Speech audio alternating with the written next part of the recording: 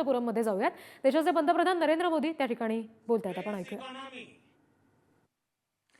5 गुना बढ़कर $44 बिलियन तक पहुंच जाएगी। स्पेस के क्षेत्र में भारत एक बहुत बड़ा ग्लोबल कॉमर्शियल हब बनने जा रहा है। आने वाले कुछ वर्षों में हम चंद्रमा पर एक बार फिर जाएंगे।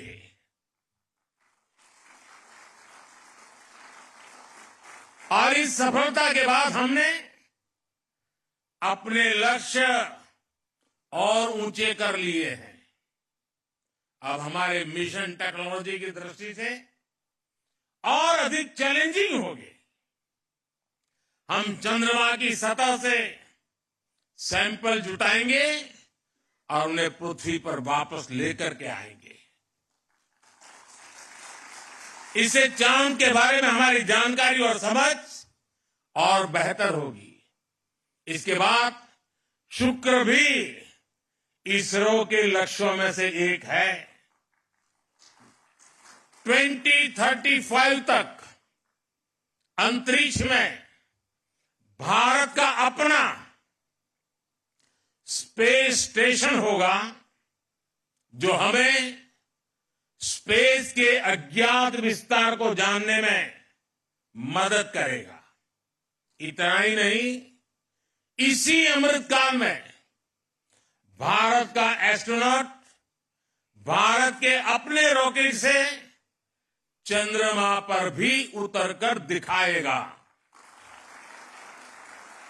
साथियों, 21वीं सदी का भारत, विकसित होता हुआ भारत, आज दुनिया को अपने सामर्थ्य से चौंका रहा है। पिछले 10 वर्षों में हमने लगभग 400 सैटेलाइट्स को लॉन्च किया है, जबकि इससे पहले के 10 वर्षों में मात्र 33 सैटेलाइट लॉन्च किए गए थे। 10 वर्ष पहले पूरे देश में मुश्किल से 1 या 2 स्टार्टअप थे। आज इनकी संख्या 200 पार हो चुकी है। इनमें से अधिकांश स्टार्टअप्स युवाओं द्वारा शुरू किए गए हैं। आज इनमें से कुछ लोग हमारे बीच भी मौजूद है। मैं उनके विजन, उनके टैलेंट और उनकी उद्यमता की सराहना करता हूं। हाल ही में हुए स्पेस रिफॉर्म्स ने इस सेक्टर को नई गति दी है। पिछले हफ्ते ही हमने स्पेस में एफडीआई पॉलिसी भी जारी की है।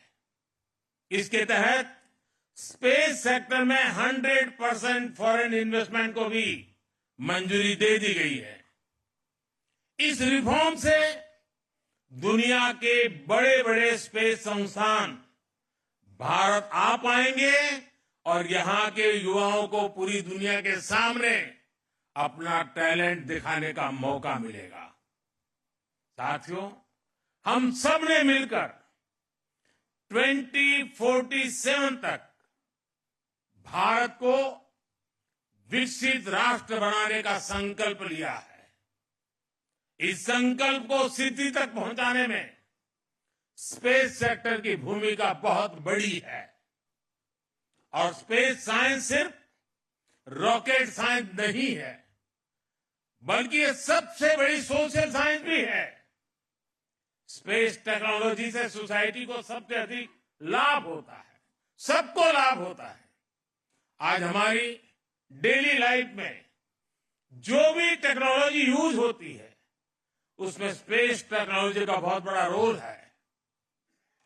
खेती में फसल की देखरेख हो, मौसम की जानकारी हो, साइक्लोन और दूसरी आपदाएं हो, सिंचाई के साधन हो, गाड़ी चलाने में मदद करने वाली मैप हो, ऐसे अनेक काम सैटेलाइट डेटा से ही होता है।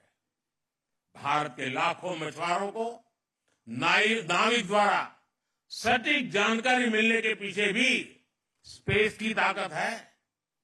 हमारे सैटेलाइट्स हमारे बॉर्डर को सेफ रखने में भी मदद करते हैं, तो दूर सुदूर इलाकों में एजुकेशन, कम्युनिकेशन और हेल्थ सर्विसेज पहुंचाने में भी वो भरसक मदद करते हैं।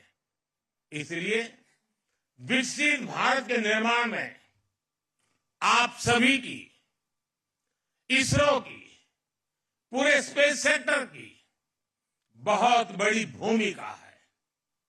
मैं एक बार फिर आप सभी को अनेक अनेक शुभकामनाएं देता हूं। टीम गगनयान को विशेष रूप से 140 करोड़ देशवासियों की तरफ से शुभकामनाएं देता हूं। फिर एक बार आप सबको शुभकामनाएं देते हुए बहुत बहुत धन्यवाद।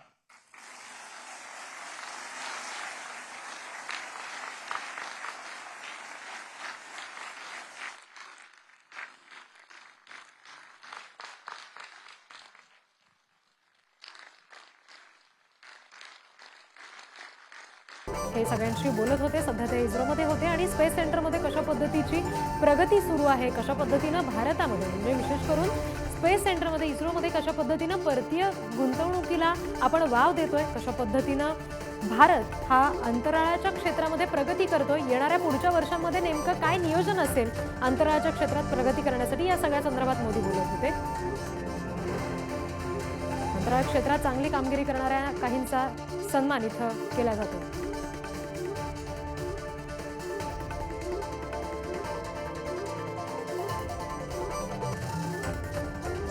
इस्रोमधून काही क्षणापूर्वी पंतप्रधान नरेंद्र मोदी यांनी सगळ्यांना संबोधित केलं